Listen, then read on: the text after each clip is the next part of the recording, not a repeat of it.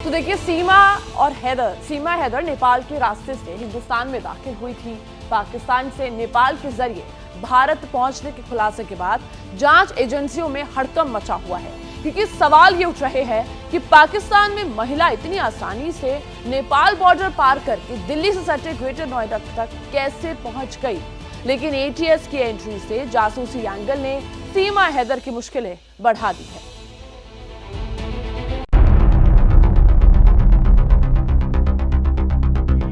सचिन और सीमा जिस वक्त नए नए वीडियो तैयार कर रहे थे, ठीक उसी वक्त एटीएस की टीम इस लव स्टोरी की हकीकत जानने के लिए सबूत इकट्ठे कर रही थी। सूत्रों के मुताबिक सीमा हैदर की व्हाट्सएप चैट और उसके फोन की कॉन्टैक्ट लिस्ट से कुछ सबूत हाथ लगे तो शक गहराता चला गया और फिर उसी शक के आधार पर एटीएस ने सीमा और सचिन को पूछताछ के लिए तलब कर डाला।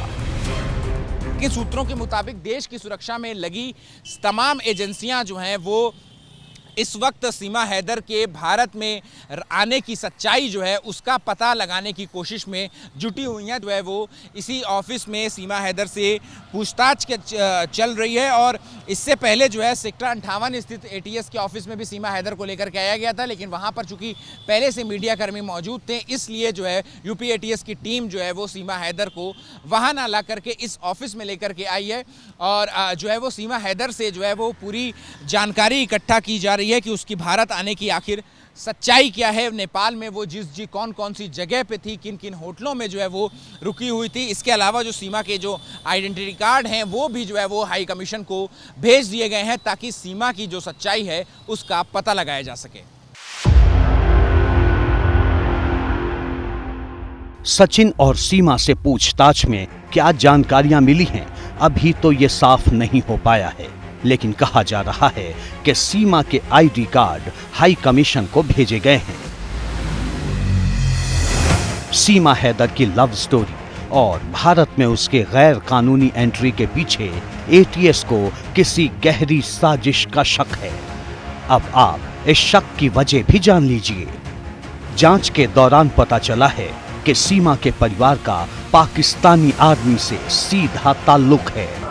सीमा के चाचा पाकिस्तान आर्मी में सूबेदार हैं। सीमा का भाई पाकिस्तानी सैनिक है। पाकिस्तानी नागरिक सीमा से सिर्फ यूपी एटीएस ही नहीं बल्कि तमाम सुरक्षा एजेंसियां पूछताछ करेंगी। एक तरफ सीमा से जांच एजेंसियां पूछताछ कर रही हैं, दूसरी तरफ पाकिस्तान में भी सीमा के इस कदम के खिलाफ गुस्सा फूट रहा है।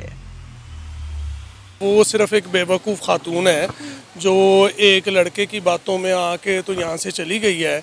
उसने अपना घर भी बर्बाद किया, अपना मुस्तकबिल भी ख़राब कर लिया, हत्ता कि उसने आखिरत तक ख़राब कर ली है। तो ये जो मोबाइल का बेजा इस्तेमाल है या हमारे घरों में जो बच्चों को पूछने वाला नहीं है, तो सिर्फ हमें इस चीज़ पे कंट्रोल करना चाहिए। वो एक नामाकूल औरत है जो यहाँ से बच्चों को भी ले गई है, तो उसको तो वहाँ पे भी वाकई सज़ा मिलनी चाहिए और इधर पाकिस्तान को भी उस पे कोई एक्शन लेना चाहिए। हिंदुस्तान से लेकर पाकिस्तान तक क्या माहौल है, कितनी नफरत है, कितना विवाद है, ये तो आपने देख लिया। लेकिन अब बारी सीमा की प्रेम कहानी के उस हिस्से की है जिसके बाद ये सब कुछ शुरू हुआ। पबजी कहने को ये एक गेम है जिसमें दुनिया के किसी भी कोने में बैठा शख्स इस खेल का हिस्सा बन सकता है।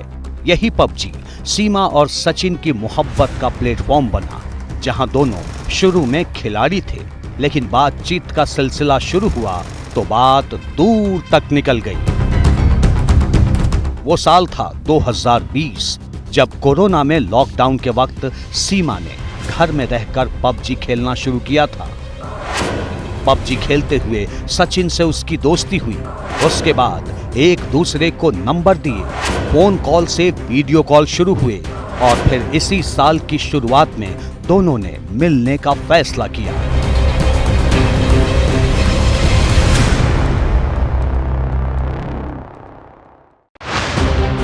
कुछ मीडिया रिपोर्ट्स के मुताबिक सीमा और सचिन ने पहले नेपाल में मुलाकात की और फिर दोनों ने शादी का फैसला किया। सबसे बड़ी चुनौती थी पाकिस्तान से सीमा का भारत आना। नेपाल से भारत में दाखिल होना आसान था और इसलिए नेपाल को चुना गया। यूपी पुलिस के मुताबिक सीमा भारत आने के लिए यूट्यूब देखना शुरू की। उसके बाद भारत आने के लिए सीमा सबसे पहले दुबई पहुंची और दुबई से 11 मई को नेपाल आ गई और नेपाल से बस में बैठकर 13 मई को सीमा दिल्ली आ गई। पुलिस के मुताबिक सीमा हैदर पर किसी को शक इसलिए नहीं हुआ क्योंकि वो अपने 4 बच्चों के साथ थी। इतना ही नहीं, भारत आने से पहले सीमा पाकिस्तान में अपना घर बेच आई थी। इस बात का खुलासा किसी और ने नहीं बल्कि सीमा हैदर के पहले पति गुलाम हैदर ने किया है। सीमा का ये पाकिस्तानी पति इन दिनों सऊदी अरब में रहता है। वो कई बार सीमा से पाकिस्तान लौटने की गुजारिश कर चुका है। इसके लिए उसने पाकिस्तान के आर्मी चीफ से भी मदद की गुहार लगाई है। Chief army staff Munir staff को मैं हाथ जोड़ के अपील करता हूं कि मेरे बच्चों को वापस किया जाए। वो इस टाइम भारत की कस्टडी में है। मैं गरीब हूं, मेरा ना वजीर आजम सुनता है ना सिंध वजीर आला सुनता है। मैं मिस्कीन हूं। मैं हाथ जोड़ के आर्मी चीफ स्टाफ मुनीर साहब को मैं अर्ज करता हूं मेरा सुना जाए। मैं मिस्कीन हूं, मेरे बच्चे और मेरी बीवी को वापस किया जाए सर।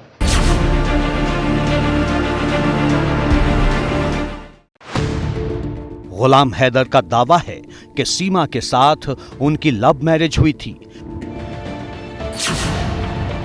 लेकिन सीमा साफ कहती है कि उनके पति नाटक कर रहे हैं।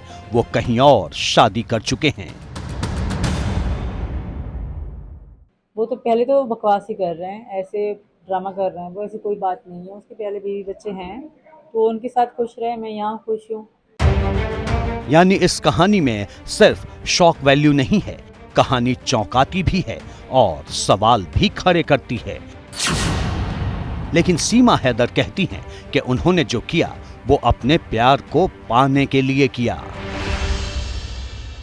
बस कि अब हमारी कोर्ट की मैरिज हो जाए। वैसे तो हो गई है, कोर्ट की रहती है, हो जाए फिर बहुत शांति से रह जाऊंगी। मुझे यहाँ बस नागरिकता मिल जाए, मुझे मेरे बच्चों को, फिर कोई चिंता नहीं। चाहती क्या है आप जो है, मतलब भारत की सरकार से और लोगों से चाहती क्या है और पाकिस्तान की सरकार से क्या चाहती हैं? पाकिस्तान की सरकार से ये चाहती हूँ मुझे मेरे हाल पे छोड़ दे। मैं यहाँ बहुत खुश हूँ। मैं वापस नहीं आऊँगी, किसी भी हाल में नहीं आऊँगी। मैं अपने बच्चों के साथ बहुत खुश हूँ। मैं बच्ची नहीं हूँ, बड़ी हूँ।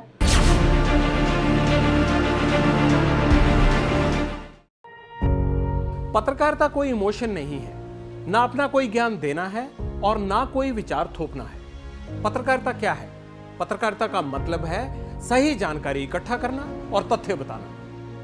पत्रकारिता आज जितने महत्वपूर्ण दौर में है, शायद पहले नहीं थी। इस दौर से निकलने के लिए सिर्फ सच दिखाने की जरूरत है, वो सच जो आपके हित को आगे रखे। इसलिए अब रात 9 बजे प्राइम टाइम नहीं होगा, ये आपका टाइम है। जगविंदर पटियाल के साथ देखिए पब्लिक इंटरेस्ट 17 जुलाई से सोमवार से शुक्रवार रात 9 बजे सिर्फ एबीपी न्यूज पर। एबीपी न्यूज आपको रखे आगे।